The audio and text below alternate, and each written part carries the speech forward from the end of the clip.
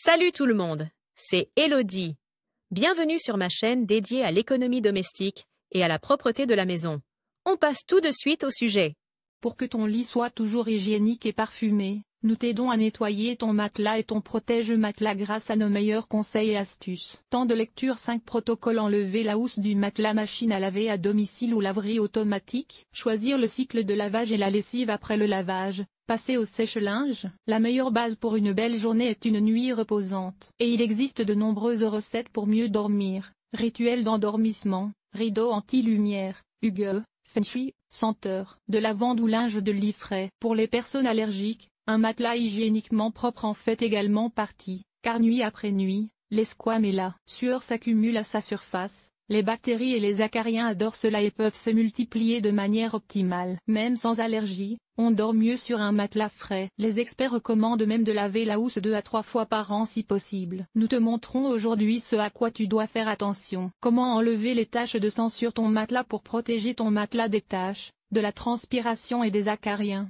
Tu peux utiliser un protège-matelas. Tu l'enfiles comme une housse sur ton matelas et tu peux l'enlever à tout moment pour le laver. Les conseils de lavage suivants s'appliquent aussi bien aux housses de matelas qu'aux protège-matelas. Le lavage de ta housse de matelas est certes efficace, mais aussi fatigant. Pour un peu de fraîcheur de temps en temps, dilue simplement ta lessive préférée ou ton adoucissant dans de l'eau. Vaporise le liquide sur le matelas lorsque tu fais ton lit et profite de son parfum. Enlever la housse du matelas. Tu peux facilement savoir si ton matelas est équipé d'une housse lavable grâce à la fermeture éclair. Celle-ci est parfois placée sur un seul côté, parfois sur 3 et parfois même tout autour du matelas. Défais-la et retire le matelas de la housse. C'est généralement beaucoup plus facile à 2 qu'à un seul. Surtout pour les matelas grands et lourds. Machine à laver à domicile ou laverie automatique. De nombreuses housses ou protège-matelas sont trop grands pour être lavés dans une machine à laver domestique standard. Il ne suffit pas d'enfoncer le tissu de justesse dans le tambour. Lors du cycle de lavage, chaque textile a besoin de place pour se déplacer. En cas de doute, il est donc préférable de se tourner vers une laverie automatique. Il existe des machines spéciales de grande capacité, dans lesquelles tu peux laver sans problème une grande housse. Tu peux éventuellement laver à la maison des housses plus petites ou des housses qui peuvent être divisées en 2 parties, l'une supérieure et l'autre inférieure. Comme toujours,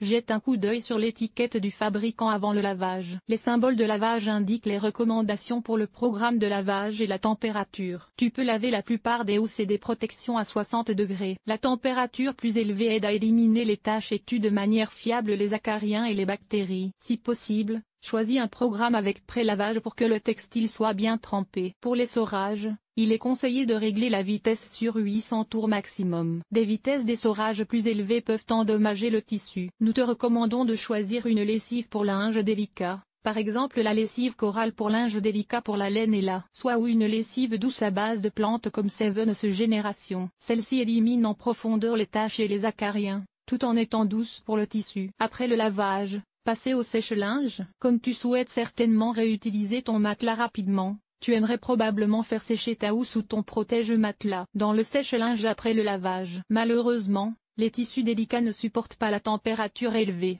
Ta housse pourrait rétrécir ou même devenir cassante. La housse est généralement trop lourde pour être séchée sur un séchoir à linge ou sur un étendoir. Notre conseil: place 4 chaises stables de manière à pouvoir tendre la housse par-dessus. Heureusement, le tissu sèche généralement très vite. Si tu laves ta housse ou ta protection le matin, elle devrait être sèche le soir. Malheureusement, le remontage peut parfois être un peu difficile, surtout pour les modèles avec une fermeture éclair d'un seul côté. Là aussi, fais-toi aider par une autre personne et sois patient. La récompense sera une bonne nuit de sommeil sur un matelas propre comme un sous-neuf. Cet article t'a-t-il été utile? À quoi ressemble ton ménage? Lire la suite: enlever les taches de café sur les murs, une infestation de poux de tête. Voici comment débarrasser ta maison des poux, ranger les produits d'entretien et les aides ménagères avec méthode mythe des vêtements. Que faire? Aspirateur sans fil, oui ou non? L'entretien de la guitare en toute simplicité, les meilleures idées pour organiser tes placards de cuisine, nettoyage extérieur, nettoyer la salle de bain, laver le sol et